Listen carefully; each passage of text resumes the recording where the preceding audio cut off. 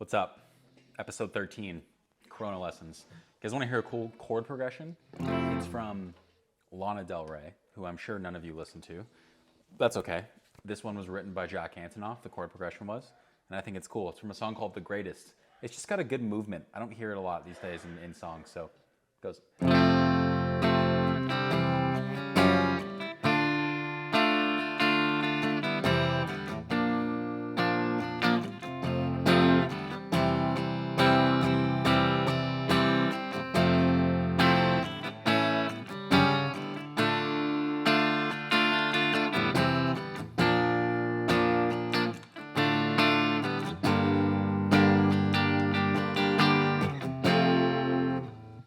That's pretty cool. I love it. The Greatest by Lana Del Rey. Check it out. I think she's actually great. I think she gets shit on a lot and people think she's like sad girl music, and she kind of is. I think she's okay. All right. Episode 13, Session Man. Tom has a guitar called the Session Man from Duesenberg? Rickenbacker? Duesenberg, I think. Correct me if I'm wrong. I've always wanted to play that. And I wonder why he doesn't play that more. I sometimes wonder if that was just something to get his name on a guitar or whatever, and he did it, you know. Vitamin water today, coconut water today. Good stuff. Cool. Let's just get going. Honestly, I yap too much. Let's get going. Episode 13, Session Man. He's got that PRS out today. I started a bit late. Sorry.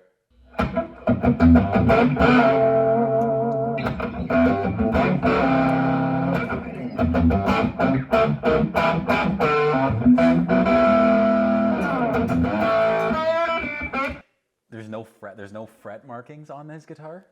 Oh, I'm gonna have such a hard time today. Okay.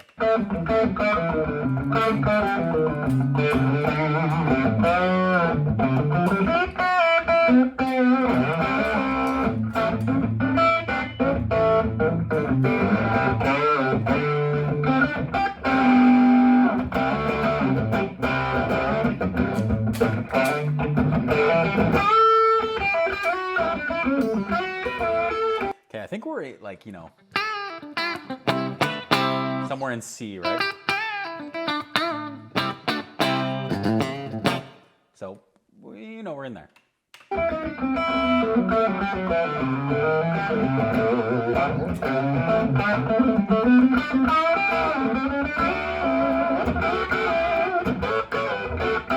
Oh, I love that move.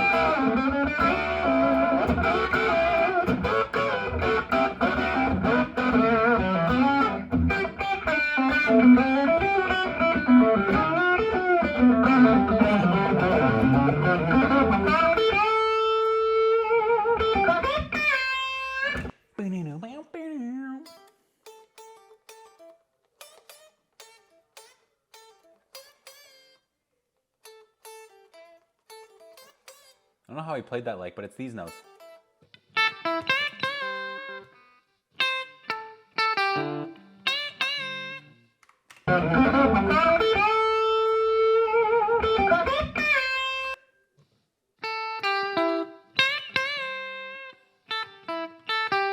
I think it's here.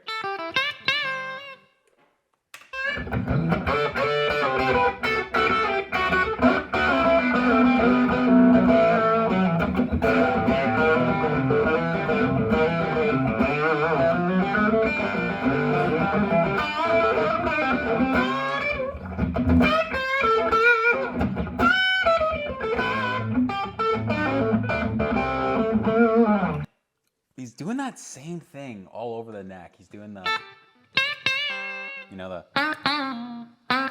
where would it be? No.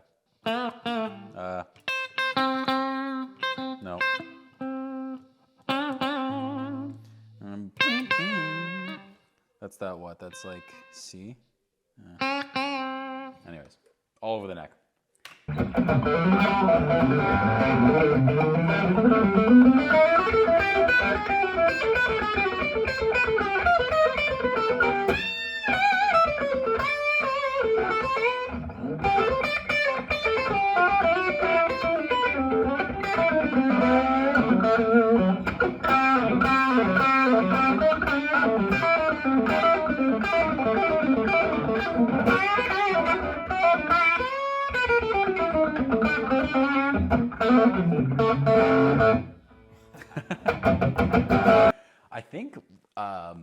if you're not like an experienced musician maybe, or I don't know, if you just if you don't maybe play guitar, whenever you're at like a concert or something and a guitarist like kind of just like does some fiery fast stuff, or like really gives like hammers a lick like really fast, that's when everyone starts going wild.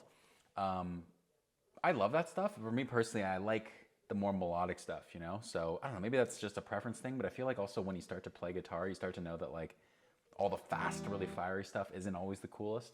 I'm sure Tom would agree, but this jam has been cool nonetheless.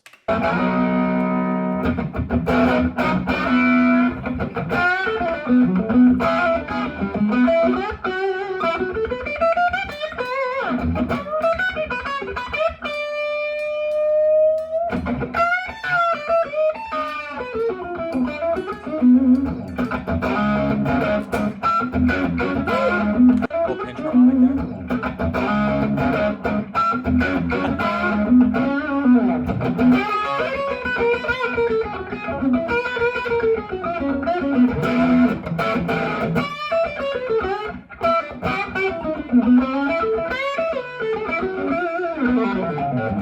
I don't know if that's Marshall in the back. You can see him. He's so small though, if that's him, because in his new videos, he's not. He's grown up. I guess it's been 5 years, right? Like, it's a lot of time for a little kid.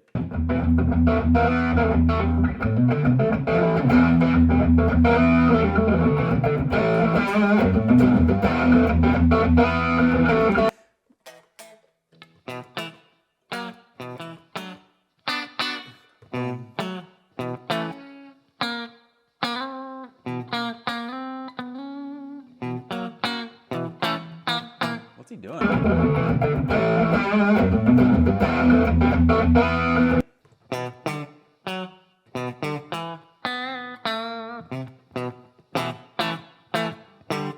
I'm making a fool of myself right now.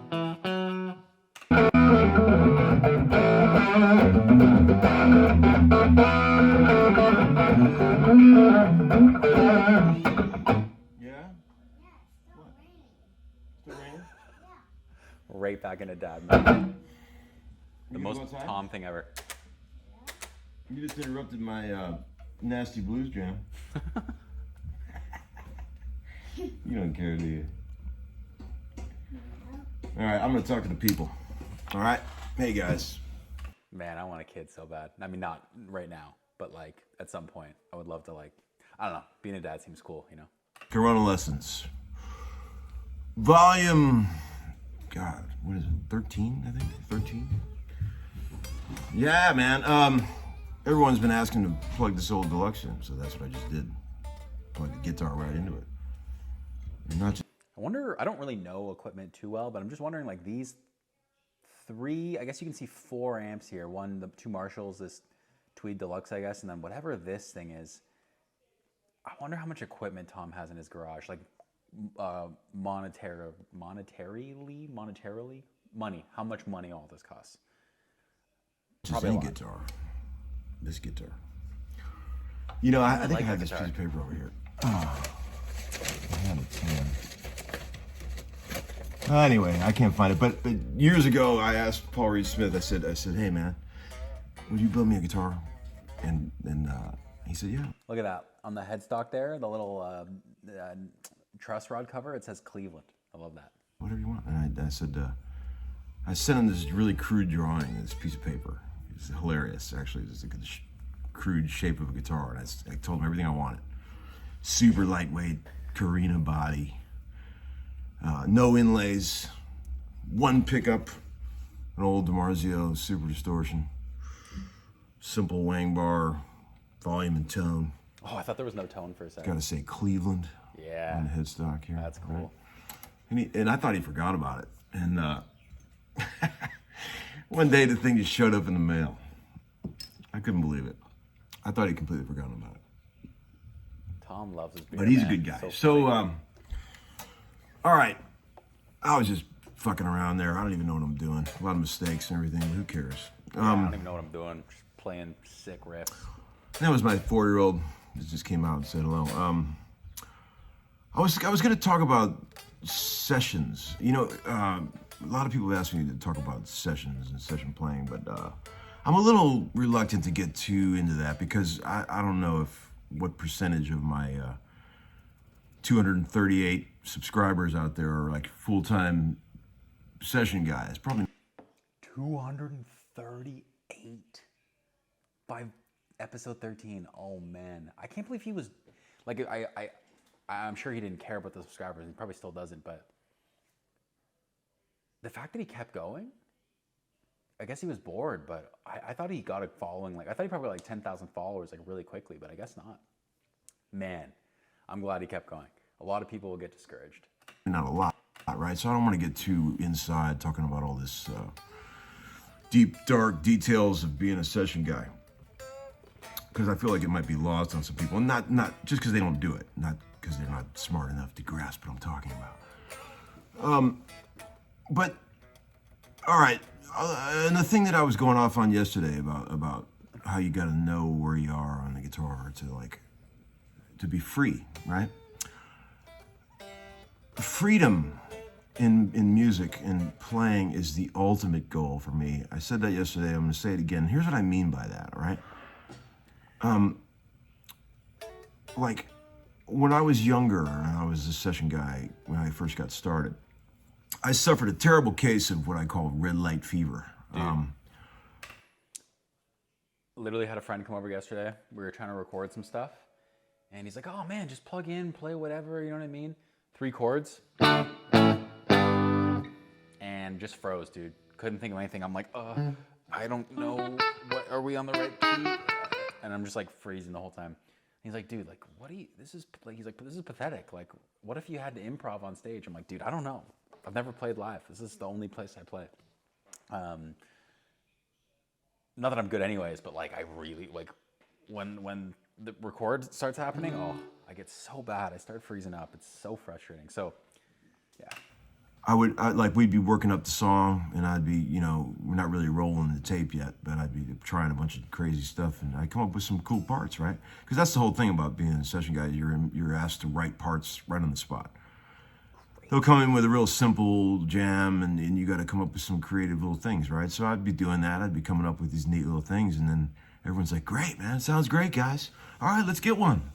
And then they'd hit red and it would all go away. And I would stiffen up. Nightmare. And I would play real safe and because I was afraid to mess up and everything. And man, I just fucking hated myself for years about that. Everyone would even say shit like, where's all that shit you were doing on the rundown? Where was all that? And that must have hurt. do you even remember what you were playing on those first couple of takes? All that horse shit. So also, is there a hiss in his thing or my thing? it drove me nuts. Let me just go back. Everyone just hit red and then asked to write parts. Oh, it's not his end. I Okay. hated myself for years. Where was all that? And do you even remember what you were playing on those first couple of takes? All that horse shit. So it drove me nuts because that's a fucking hard demon to slay, man. I mean, but I worked and worked and worked and worked and worked on that. For years it haunted me. And then all of a sudden, man, I don't know, years ago, one day, I just conquered that bitch. I mean, I got to the point where I could just not worry and play freely in the studio, man, and just try a bunch of crazy shit. And sometimes fall flat on my face. But I always said, this is so funny. This is the topic today. I was thinking about this, not even kidding you, no less than 24 hours ago, sitting right here with my friend talking about this. That's the ultimate goal as someone who plays music, is to just let go of everything. That is beautiful. This is beautiful. if you're not getting called for fouls, you're not playing basketball. All right? You got to be aggressive. And if you just play safe, it's a bunch of bullshit and nobody cares about it. Dude, that's a good analogy. That's such a good analogy. I remember watching this old Steely Dan documentary called The Making of Asia, the Asia record. And one of my buddies, who I absolutely adore as a musician and person, Dean Parks, was interviewed sitting by a swimming pool, and he says, they were asking him about how those records were made, you know, and he said they would just do take after take after take, and they would rehearse past the point of perfection to where it felt natural. That is something that I really, really believe in. Getting shit to where it's perfect, that's just the first stop. Any respectable session man should be able to get something to sound perfect. And that's hard enough on its own, right? I mean, most young guys struggle just to get to that point, to make it perfect. But I'm interested personally at this age, and after I've been doing this shit for so long, of what happens after perfect. When I was younger, I would hunt down parts, like somebody would say, man, find some cool parts. And I'd just get out there and hunt and fish for cool parts, and I would find something, I knew it was good. You could tell by the body language of the people around you when you find something good. And people look over you and they'll smile and be like, yeah, dude. And then you start working on that and you start fine tuning that part and working it, and getting it good. And then once I got that part that I thought was really cool, I would just keep playing it over and over, thinking that I found the magic part, right? And then after a while, after several takes, people get bored of that part, man. And I got bored of it. And the way that Pro Tools is now these days, million playlists, what's the point of keeping hammering on the same part over and over? Get a good couple playlists where you got that cool part that everybody likes, and then fucking move on. Mm-hmm. Go look for some other shit. I mean, there's a lot of gold out there in those fields, way past. Dude, literally yesterday, this is so crazy this happening, but this is all really good advice. I mean, I'm never going to get to his level. I'm never going to be a session man. I don't really care about that. But even just in wanting to create your own stuff, like, came up with this cool little double stop kind of lick over my friend's chord progression there, and he liked it. He was like, "Oh, that's great. That sounds good. Like, screw around the rest of the track, see what you can like come up with." And the whole time, I just kept playing. Like, I just couldn't move from that because like he liked it, and then after a while, like, of course, like, he got bored, I got bored, like, but I didn't have anything else. I couldn't find anything else. Yeah. So I can, on a much smaller scale, on a much less significant scale, I can sympathize or empathize or agree or whatever with what Tom's saying. That original thing you found, you know what I mean? Session players have to remember what they were doing. You can't just go in there and piss out a bunch of stuff and not remember what you played a take ago. I mean, you have to remember like what you're doing, so somebody wants to recall that. Yeah, go back to that thing you were doing a couple takes ago. Oh yeah, okay. But if you can't remember, then you're not really a session man. That's what I've always thought. But I feel like give them a couple good takes. Tom has such a high bar for what good is for him, and I think that's not a critique on him. That's like, I think the reason why he is so good at what he does. But he makes comments like that a lot of the time, like, "Oh, if you can't do this, you're not a session man. Like, if you can't do this, you're not a guitar player." Like, which I think a lot of people might get offended by, but for him, he's striving to put like, the people that he probably grew up listening to are, one of one kind of people, and top 0.0000001% of all people, right? And so he just has the bar set so high for himself and for others, I guess, and that's probably a really great thing. That's probably why he is so successful at what he does. So it might suck for an average Joe like me, but I love to see people so invested in their craft. It's beautiful. It's a good thing. Of the good magic part that you think is so great, and then keep looking, keep going. You might find something even way cooler than that, So I hope that's not too inside. Like, I don't know what percentage of you guys that watch these videos are like, amateurs or whatever. I don't know. But maybe some of you would get something out of that.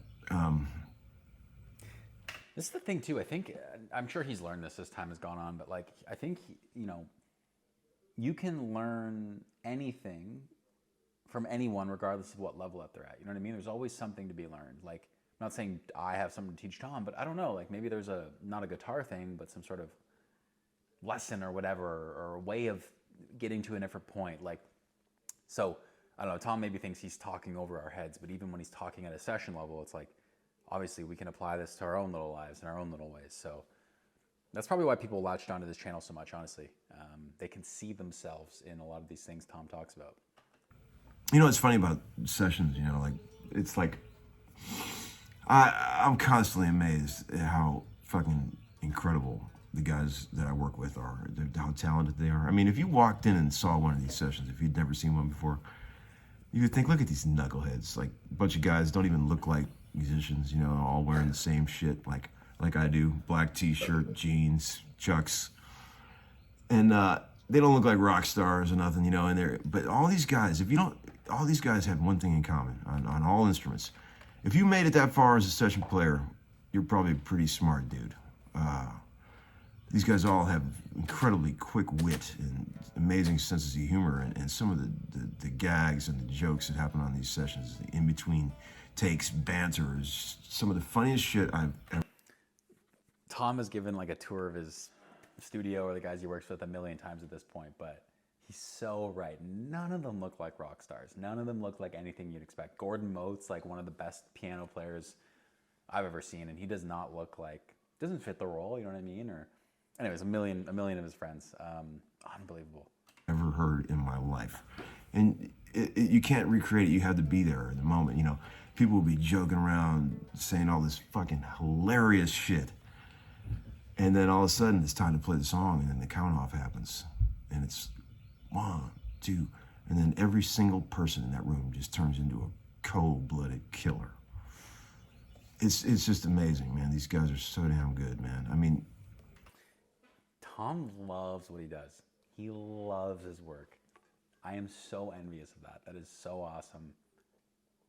Not obviously not many people make it to like the top of their field or whatever. But probably even fewer people actually enjoy what they do.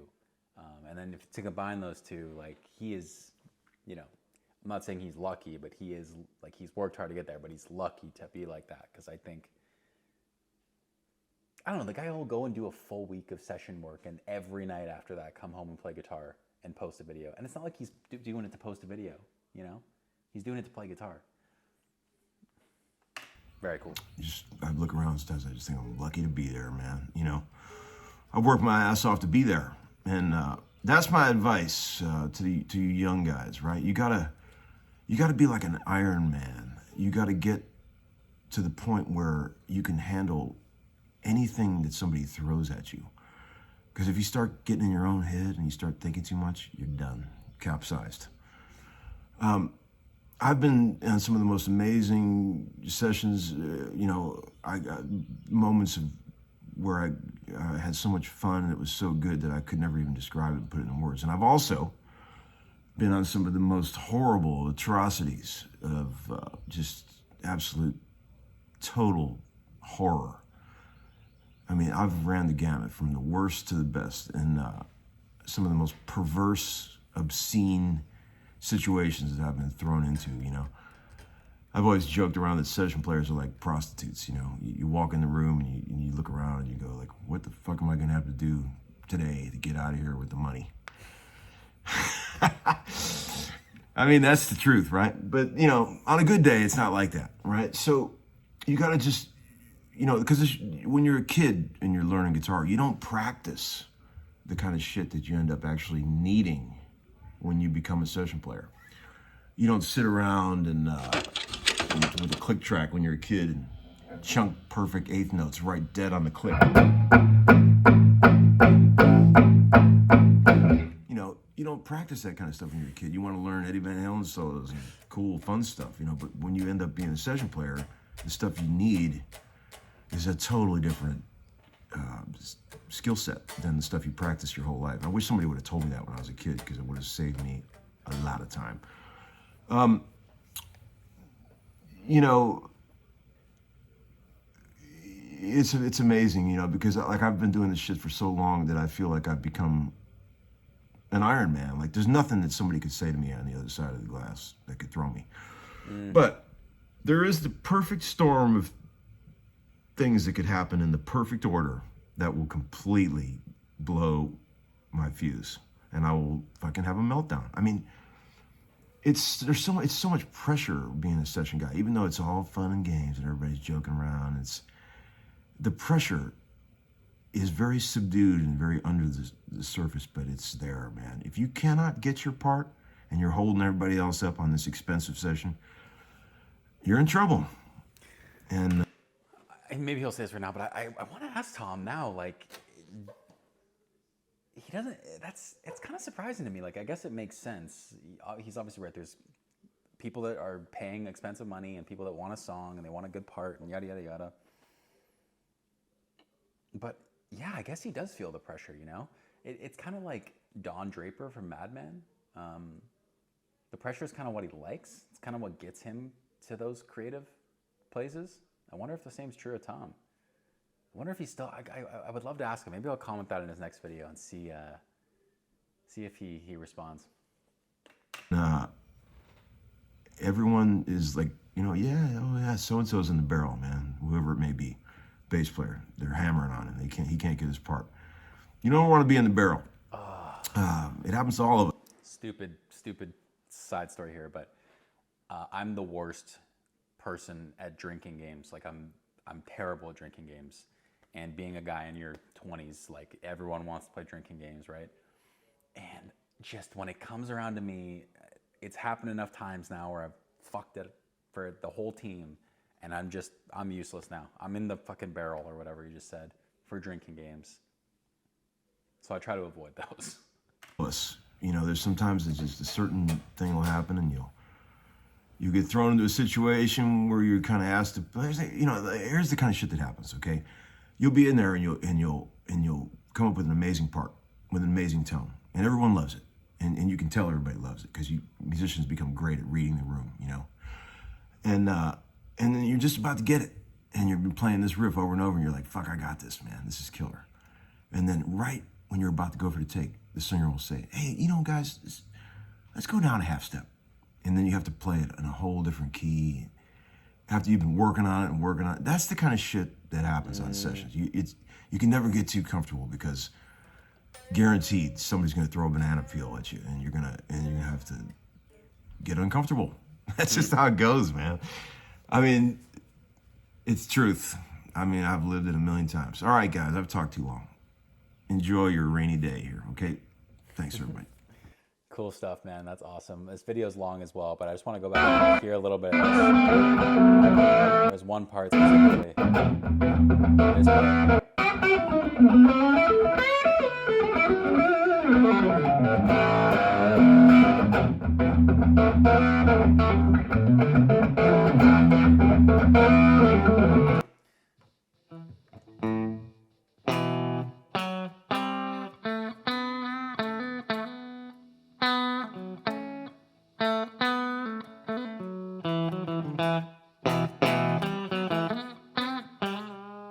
I have no clue what he's playing. But it sounds great.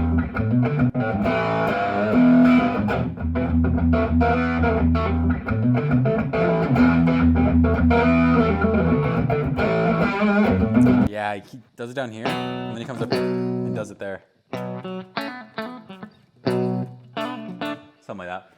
Cool. All right, this has been episode 13, Corona lessons. We're getting close to the end of Corona lessons. Homeschooling starting soon. Honestly, I'm realizing that these are just going to be a lot of me listening to Tom talk. I don't really care. Join if you guys want. Don't if you don't. I don't really care. Anyways, see you guys, episode 14, next time. Bye-bye.